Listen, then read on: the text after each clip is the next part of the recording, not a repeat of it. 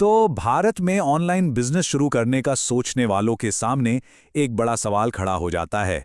फ्लिपकार्ट, मीशो या अमेज़न, कौन सा प्लेटफॉर्म चुनें? कंफ्यूजन तो होता ही है। खैर, आज हम इसी गुत्थी को सुलझाने वाले हैं। तो चलिए, आज हम एक सेलर की तरह सोचते हैं। उनके नजरिए से देखें तो असल में सबसे बेहतर कौन है? सवाल तो सीधा सा है, लेकिन जवाब उतना आसान नहीं। Flipkart, Meesho, Amazon, online business के लिए सबसे अच्छा प्लेटफॉर्म आखिर है कौन सा? ठीक है, तो शुरू करते हैं। पर देखिए, इनकी तुलना करने से पहले ना एक बात समझनी बहुत जरूरी है। ये सिर्फ वेबसाइट्स नहीं है, इन्हें समझिए कि ये पूरे पूरे इकोसिस्टम है, और हर इकोसिस्टम एक अलग तरह के सेलर, एक अलग सोच के लिए बना है। तो सबसे पहले बात करते हैं मीशो की। मीशो क्या है? समझिए, ये मास मार्केट का राजा है। यहाँ वो ग्राहक आते हैं जिनका बजट कम होता है, और यहाँ ना कीमत ही सब कुछ है। ग्राहक हमेशा सबसे सबसे सस्ती डील की तलाश में रहते हैं। इसके बाद आता है फ्लिपकार्ट। इसे हम अपना देसी चैंपियन भी कह सकते हैं। ये एक बैलेंस्ड ऑप्शन है। इसका पूरा फोकस है भरोसे पर, अच्छी लॉजिस्टिक्स पर, और हाँ, ज्यादा से ज्यादा बिक्री पर। ये एक ऑर्गेनाइज्ड मार्केटप्लेस है, मतलब यहाँ खेल के नियम बिल्कुल साफ हैं। और फिर आता है अमेज़न। ये है ग्लोबल ब्रांड बिल्डर। अमेज़न का पूरा खेल ही डिसिप्लिन और ब्रांड पर टिका है। यहाँ क्वालिटी और नियमों को लेकर कोई समझौता नहीं होता, लेकिन इसका इनाम भी बहुत बड़ा है, अपने बिजनेस को एक अलग ही लेवल पर ले जाने का मौका। तो अब हमें तीनों प्लेटफॉर्म्स की पहचान हो गई है। तो चलिए, अब एक सेलर बनकर देखते हैं कि सफर का पहला कदम क्या होता है। मतलब शुरुआत कैसे की जाए और प्रोडक्ट्स को लिस्ट कैसे किया जाए। तो सवाल यह है कि इन पर दुकान खोलना कितना आसान है। मीशो की बात करें तो यहाँ प्रोसेस बहुत ही आसान है, सच में। कुछ कैटेगरीज में तो जीएसटी की भी जरूरत नहीं पड़ती। इसीलिए नए लोगों के लिए ये एक बेहतरीन स्टार्टिंग पॉइंट है। वहीं दूसरी तरफ हैं फ्लिपकार्ट और अमेज़न। ये दोनों काफ़ी प्रोफेशनल हैं। यहाँ जीएसटी ज़रूरी है और डॉक्यूमेंट्स की जांच भी बहुत सख्ती से होती है। अमेज़न का प्रोसेस कह सकते हैं कि मुश्किल नहीं है, पर वो अपनी जांच को लेकर बहुत पक्के हैं। तो इसका निचोड़ क्या निकला? देखिए, अगर कोई पहली बार ऑनलाइन सामान बेच रहा है, जैसे कोई स्टूडेंट हो या कोई छोटी मोटी दुकान, तो मीशो सबसे आसान रास्ता है। जो सेलर्स एक बैलेंस्ड और सिस्टमैटिक शुरुआत चाहते हैं, उनके लिए फ्लिपकार्ट बिल्कुल सही है। और वो सेलर्स जो अपने बिजनेस को लेकर एकदम सीरियस हैं और पहले दिन से ही हर नियम का पालन करना चाहते हैं, उनके लिए अमेज़न से बेहतर कुछ नहीं। अच्छा, पर सवाल यह है कि इन प्लेटफॉर्म्स पे बिकता क्या है? मीशो पर कम दाम वाली, तेजी से बिकने वाली चीजें चलती हैं, जैसे कि महिलाओं के कपड़े, घर रसोई का सामान वगैरह। फ्लिपकार्ट को आप इलेक्ट्रॉनिक्स, मोबाइल फोन और बड़े फैशन ब्रांड्स का गढ़ मान सकते हैं। और अमेज़न, वहाँ ग्राहक क्वालिटी और रिव्यूज पर भरोसा करते हैं, इसलिए वहाँ ब्रांडेड प्रोडक्ट्स, प्राइवेट लेबल्स और ब्यूटी प्रोडक्ट्स की धूम रहती है।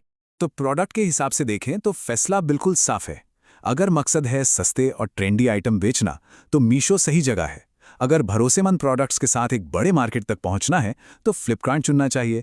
और अगर क्वालिटी प्रोडक्ट्स के साथ अपना खुद का एक ब्रांड बनाना है, तो अमेज़न से बेहतर कोई और ऑप्शन नहीं। चलिए, अब बात करते हैं उस हिस्से की जहां आकर ज्यादातर सेलर्स का हिसाब गड़बड़ा जाता है। हाँ, पैसों की बात, मतलब फीस, कमीशन और आखिर में जेब में कितना आता है। देखिए, मीशो का सबसे बड़ा दावा है कई कैटेगरीज में जीरो कमीशन, जो सेलर्स के लिए बहुत अच्छा लगता है। फ्लिपकार्ट का मॉडल सीधा है, कैटेगरी के हिसाब से कमीशन और शिपिंग फीस। और फिर आता है अमेज़न।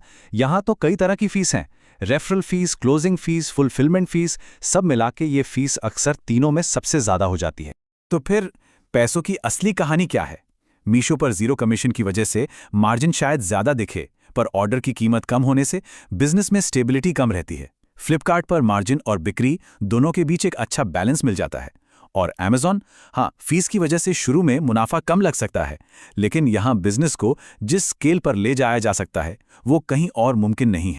ठीक है, पैसों का हिसाब किताब तो हो गया, पर अब जरा रोजमर्रा के काम की हकीकत देखते हैं।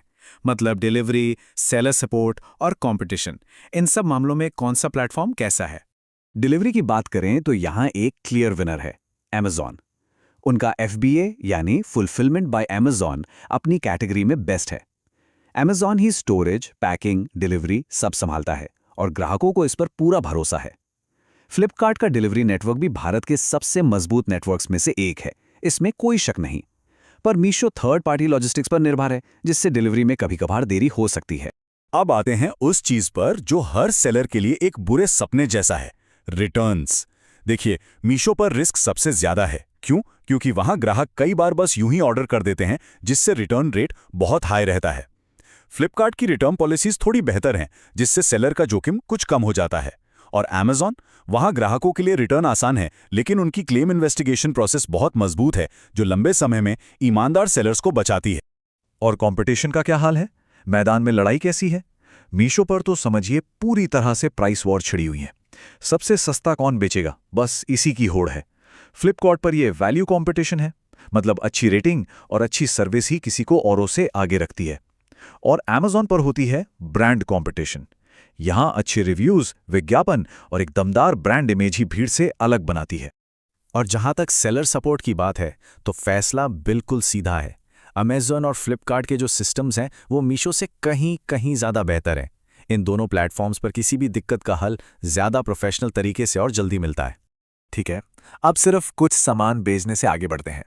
अब बात करते हैं लॉन्ग टर्म की, एक मजबूत बिजनेस बनाने की, एक ऐसा बिजनेस जो एक एसेट की तरह हो। और यहीं पर सबसे बड़ा फर्क साफ नजर आता है। मीशो शॉर्ट टर्म में पैसा कमाने के लिए ठीक है, पर वहां एक मजबूत ब्रांड बनाना लगभग नामुमकिन है। फ्लिपकार्ट अपनी ब्रांड रजिस्ट्री और विज्ञापनों से मिड टर्म ग्रोथ का एक अच्छा मौका देता है, लेकिन Amazon ये लॉन्ग टर्म में एक एसेट बनाने के लिए सबसे बेस्ट प्लेटफॉर्म है, खासकर उनके लिए जो अपना प्राइवेट लेबल ब्रांड बनाना चाहते हैं। तो इतनी सारी बातों के बाद अब गेम प्लान क्या होना चाहिए? चलिए इन सबको मिलाकर एक स्मार्ट स्ट्रैटेजी बनाते हैं जो नए और पुराने दोनों तरह के सेलर्स के काम आए। तो एक स्मार्ट सेलर की स्ट्रैटेजी क्या होनी चाहिए? स्टेप 1, मीशो से शुरुआत करें। कम पैसे में मार्केट को समझें। स्टेप 2, फ्लिपकार्ट पर स्केल करें, मतलब स्थिर और ज्यादा बिक्री पर ध्यान दें। और आखिर में स्टेप 3, Amazon पर बिल्ड करें। एक लंबा चलने वाला बड़ा ब्रांड बनाने पर फोकस करें। और इसे खत्म करने से पहले एक सवाल के साथ छोड़ जाते हैं जिस पर सोचा जा सकता है। जब एक सेलर का बिजनेस बड़ा हो जाता है तो उसकी असली मंजिल क्या होती है? किसी एक ही प्लेटफॉर्म पर अपनी बादशाहत कायम करना, या फिर एक मल्टी प्लेटफॉर्म स्ट्रैटेजी अपनाना और हर मैदान में खेलना?